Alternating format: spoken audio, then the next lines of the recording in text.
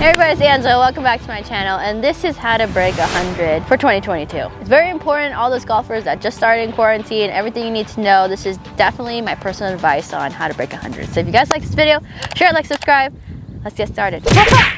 Number one thing that I want to make sure that everybody understands is if you want to break 100 as fast as you can, you got to spend time here, the short game area. Putting green, the chipping green, the bunker, the rough, short putts, long putts, downhill, uphill, side hill, all of those, you need to have experience, because guess what, people? Every day that you come to the golf course, it's a different golf course. The speed's going to be different, the weather's going to be different, how dry the grass is, how thick the grass is, how wet it is, the textures.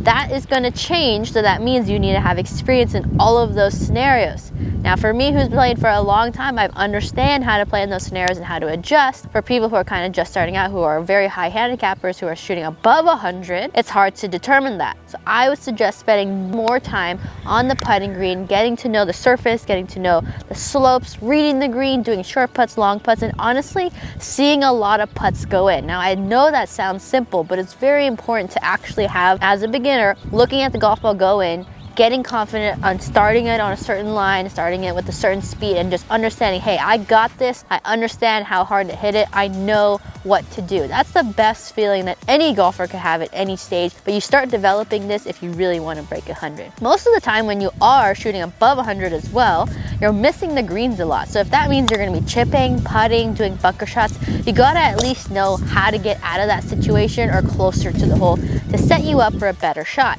So if you don't practice it, how are you going to do it? I can't tell you guys how many times I've seen so many golfers that want to break 100, and all that they do, they spend their entire time is just pounding balls on their range just because it's fun.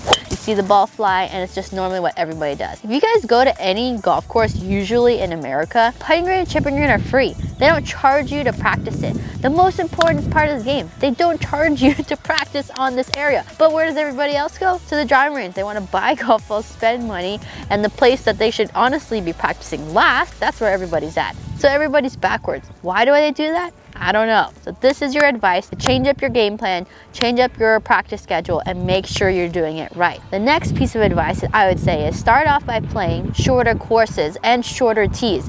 It doesn't matter your gender, it doesn't matter how many clubs you have, it doesn't matter what type of golf ball you have. Start at the very front. Guess what, people? If you can't shoot lower than 100 on the front tees, start at 25 yards. That's another huge piece of advice to break 100. Start at 25 yards, play every single hole for 9 holes, and see what your score is. Get comfortable from there. If your score is lower than 100 from 25 yards, do that same thing from 50 yards. 100, all the way back to the tee that you want to do it. Don't start from the back tees just because your buddies say, hey, let's go play the back tees just because we're here, and you're gonna feel like you're out of the group because you're not playing with them. Start from the tees that you can go from and score well, then move back. That's what the tees are supposed to be for, not based on, you know, who has the best golf bag you go on a certain tee, or the best golf clubs, or how many years you've been playing. It's how well can you score.